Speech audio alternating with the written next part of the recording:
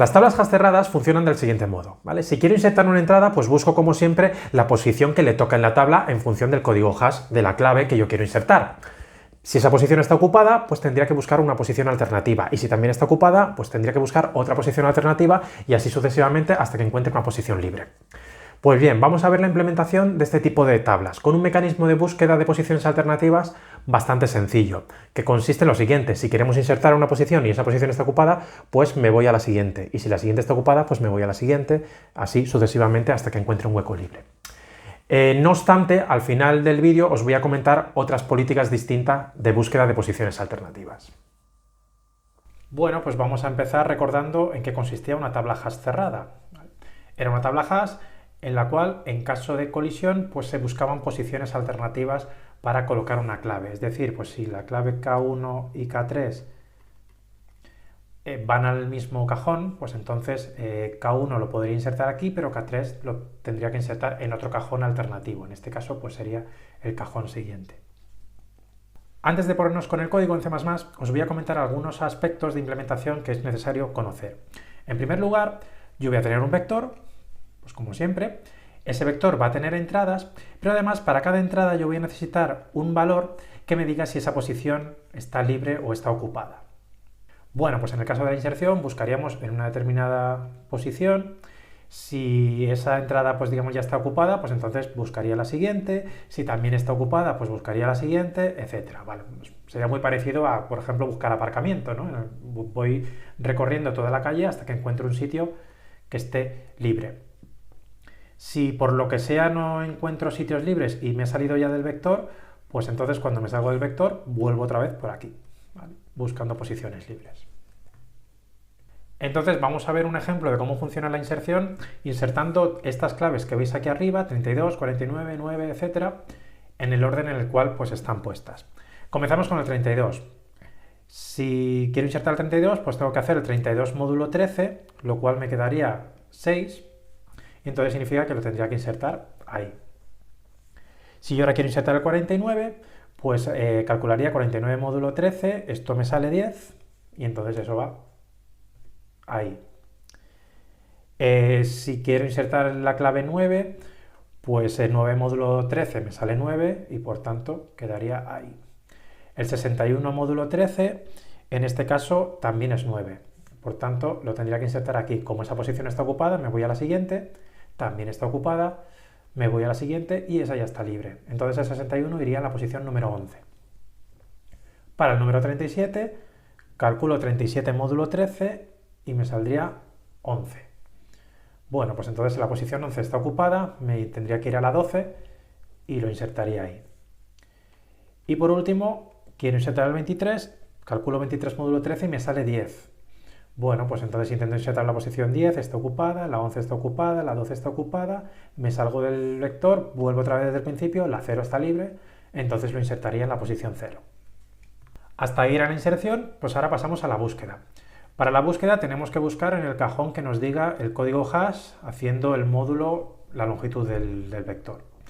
Y a partir del número que nos dé esa fórmula, pues buscamos en las entradas sucesivas hasta que encontremos una clave, la clave que estamos buscando, o hasta que lleguemos a una posición vacía. Por ejemplo, si queremos buscar el 23, entonces yo empezaría calculando 23 módulo 13, que me sale 10, y entonces empezaría aquí. No, esta clave no es, entonces paso a la siguiente, esta clave no es, paso a la siguiente, esta clave no es, paso a la siguiente, que sería el 0, y ya he encontrado la clave. Por tanto, devolvería el valor asociado a esa clave. Si yo ahora quiero buscar el 63, pues calcularía 63 módulo 13, lo cual me daría 11, cual significaría que tendría que buscar aquí, aquí no está, busco la siguiente, aquí no está, busco la 0, aquí no está, busco la 1 y esta ya está vacía. Por tanto, aquí me paro y no he encontrado la clave 63. Con el borrado hay que tener algo más de cuidado. ¿Por qué? Porque si eliminamos la entrada que queremos borrar sin más, entonces podemos imposibilitar la búsqueda de claves que vengan después. Por ejemplo, imaginemos que queremos borrar 61. Bueno, pues 61 módulo 13 sale 9, lo cual significa que voy a buscar aquí, aquí no encuentro 61, en la siguiente no lo encuentro y aquí sí lo he encontrado, en la 11. Entonces, pues yo eliminaría la entrada con el 61. Vale, hasta ahí bien. Pero ¿qué pasa si ahora quiero buscar el 23? 23 módulo 13 me sale 10. Lo cual significa que yo empiezo a buscar aquí. Aquí no lo encuentro. Me paso a la siguiente y la siguiente está vacía y me paro. ¿Por qué? Porque creo que la búsqueda ya ha terminado. Entonces yo devolvería que el 23 no se encuentra dentro de la tabla, pero el 23 sí se encuentra aquí. ¿Qué es lo que pasa? Que antes esta posición estaba llena y yo seguía avanzando hasta llegar al 23, pero al borrar esa posición se me ha quedado vacía y entonces pues ya no puedo distinguir si esa posición está vacía porque está vacía o porque la he borrado. La solución entonces es distinguir entre aquellas entradas que están libres o que nunca han sido ocupadas y aquellas entradas que alguna vez estuvieron ocupadas pero ya han sido eliminadas, ¿vale? En el caso del 61, si yo elimino el 61, yo marcaría esa entrada como una entrada eliminada. De este modo, la búsqueda, desde el punto de vista de búsqueda de claves, yo voy a ir avanzando hasta que lleguemos a una posición libre y las posiciones eliminadas no se consideran desde este punto de vista como posiciones libres.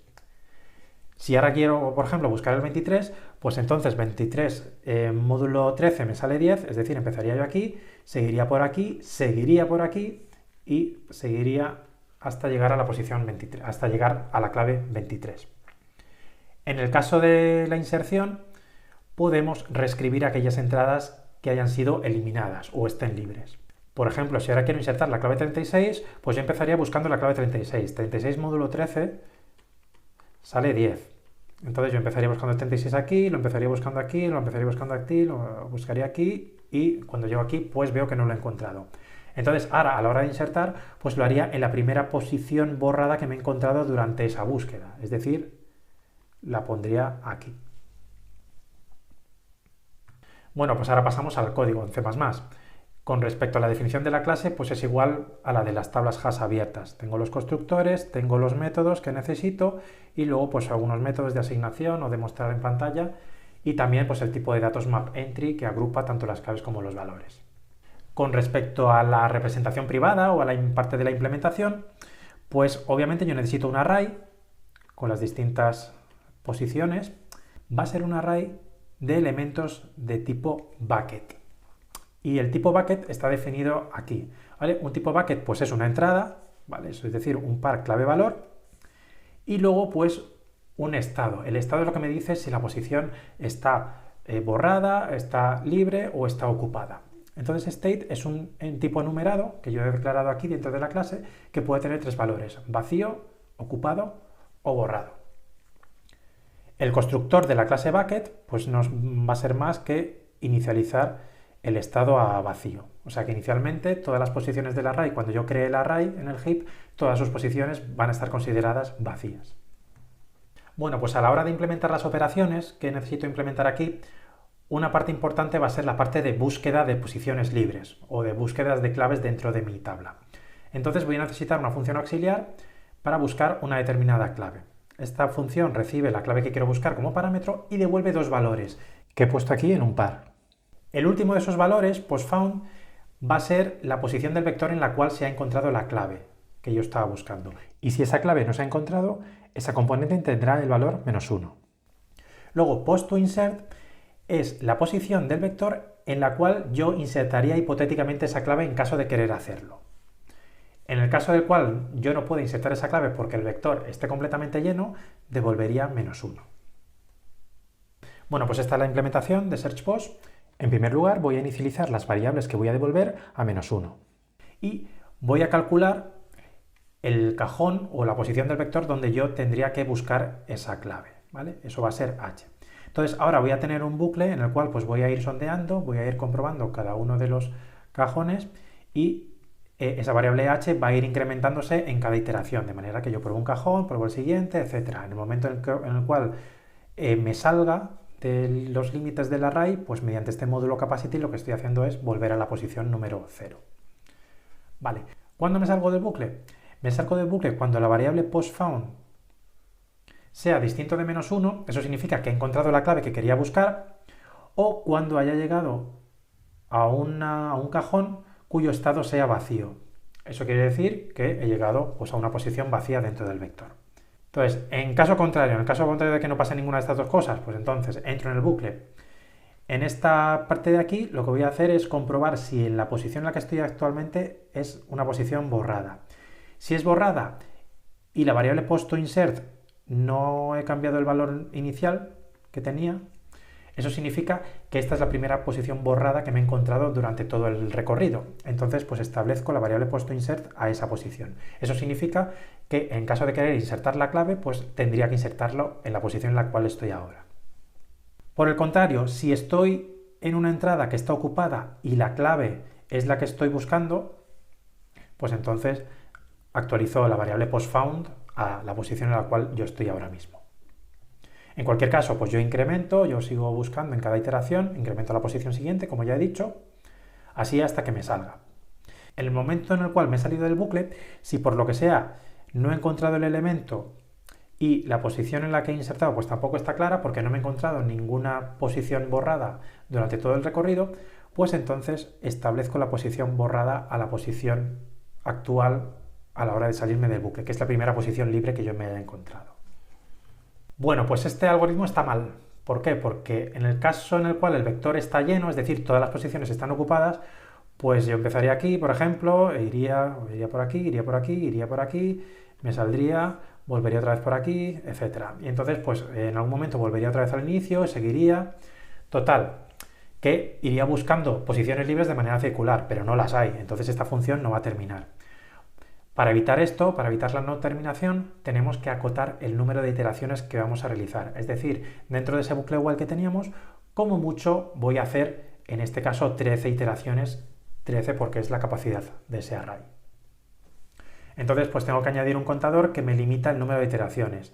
Yo continúo mientras ese contador sea menor que capacity. En cuanto ese contador sea igual a capacity, pues me salgo del bucle.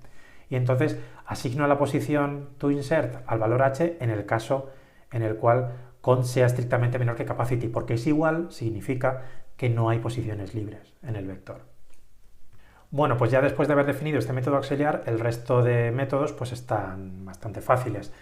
Para insertar, pues tengo que llamar a esta función searchPost para buscar la clave que yo quiero insertar. Si postFound es distinto de -1, significa que esa clave ya estaba en la tabla, en ese caso no hago nada. En caso contrario, pues hago esto de aquí. En primer lugar, pues miro si el array no está lleno. Si lo estuviese, pues toInsert valdría -1. Y inserto en esa posición, pues para empezar pongo el estado ocupado e inserto la entrada que yo quería en esa posición. E incremento el número de elementos de la tabla. Con respecto a la búsqueda, pues hago lo mismo. Llamo searchPost con la clave que quiero buscar, esto me devolverá la posición aquí, postFound, asumo que esa clave está, es decir, que postFound es distinto de -1, y entonces no tengo más que devolver el valor que está dentro de esa posición postFound. Y con el método erase, pues muy parecido.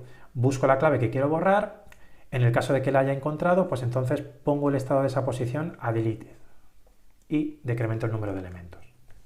Bueno, pues hasta ahora, en la implementación que tenemos, cuando queríamos insertar una clave, pues buscábamos una determinada posición y si esa posición está ocupada, pues buscábamos en la siguiente, en la siguiente, en la siguiente, etc. Bueno, pues ahora vamos a explorar otras formas de buscar posiciones alternativas. Hasta ahora lo que hacíamos era calculábamos una posición inicial que vamos a llamar p0 basándonos en esta fórmula de aquí. Entonces ahí buscábamos la clave y si no la encontrábamos, pues buscábamos en posiciones alternativas. p1, si no lo encontramos en p1, la encontramos en otra posición alternativa, p2, etc. p1, ¿qué era? p1 era el resultado de la clave hash, del código hash de la clave que queríamos buscar, sumándole 1 y haciendo el módulo capacity. Si no encontrábamos la clave que buscábamos ahí, pues p2 era lo mismo, pero sumando 2. Es decir, pues 2 posiciones a la derecha desde la posición inicial. La siguiente posición era 3 posiciones a la derecha desde la posición inicial, etc. Así que en general, nuestra posición alternativa iésima es el resultado de calcular el código hash y sumarle i. Y todo eso módulo capacity. Bueno, pues en general existen otras maneras de buscar estas posiciones alternativas. La que hemos visto hasta ahora se llama sondeo lineal. Es un caso particular de lo que llamamos el sondeo lineal en general, que viene dado por esta fórmula de aquí. ¿Vale? En este caso, esta fórmula está parametrizada aquí por una constante c. Nosotros hemos utilizado la fórmula para c igual a 1. ¿Vale? Entonces, en nuestro ejemplo, por ejemplo, si tenemos c igual a 1, como hemos hecho hasta ahora, si nuestra clave tiene código hash 10, pues yo empezaría buscando en la posición 10, si no encuentro allí, buscaría en la 11, si no en la 12, si no, volvería otra vez a la 0, a la 1, a las 2, a las 3, etc. Hasta ahora hemos probado con c igual a 1, pero también podía tener otra constante. Por ejemplo, si tuviese c igual a 2, pues yo empezaría en la posición 10, luego saltaría hasta la posición 12, luego a la 1, luego a la 3, 5, 7, 9, 11, luego a la 0, a la 2, a la 4, etc. Si c hubiera sido 5, pues yo empezaría en la 10, luego saltaría 5 posiciones más a la derecha, me plantaría en la 2, luego 5 posiciones más a la 7, 5 posiciones más en la 12, 5 posiciones más en la 4, etc. En general, con c igual a 5 acabaría recorriendo todo el vector. ¿Por qué? Porque 5 y 13 son números primos entre sí. En general, cuando el máximo común divisor de la constante c y la capacidad del vector es igual a 1, pues este sondeo lineal garantiza que voy a ir saltando por todas las posiciones del array, en caso de ser necesarios. ¿Vale? En general, si nuestra capacidad del vector es un número primo, pues esta condición de aquí siempre se va a cumplir. Bueno, pues ahora vamos a enseñar otra posibilidad de buscar posiciones alternativas. Lo que vamos a ver ahora se llama el sondeo cuadrático, que básicamente utiliza esta fórmula que tenéis aquí, en el cual pues la posición alternativa i se consigue sumándole i cuadrado al valor inicial del código hash. De este modo, si mi valor inicial era 10, pues yo buscaría en la posición 10, en caso de no encontrar pasaría a la 11, si no pasaría a la 1, luego a la 6, a la 0, a la 9, luego a la 7, luego buscaría la 7 otra vez, etc. Esta técnica de sondeo no me garantiza el recorrido de todas las posiciones del vector, pero sí al menos la mitad de ellas. Eso a la hora de implementarlo pues hay que tenerlo en cuenta. Vamos a ver un último mecanismo de sondeo que se llama la doble redispersión. En este mecanismo se utiliza una segunda función hash, que voy a llamar aquí h', para la búsqueda de posiciones alternativas. Es decir, yo tengo el código hash inicial y luego voy a calcular un código hash alternativo utilizando esta función hash h', y entonces voy a hacer búsquedas en múltiplos de ese código hash alternativo. ¿Vale? Esta técnica funciona bien y garantiza el recorrido de todas las posiciones si el capacity es primo y la función hash alternativa nunca me devuelve 0.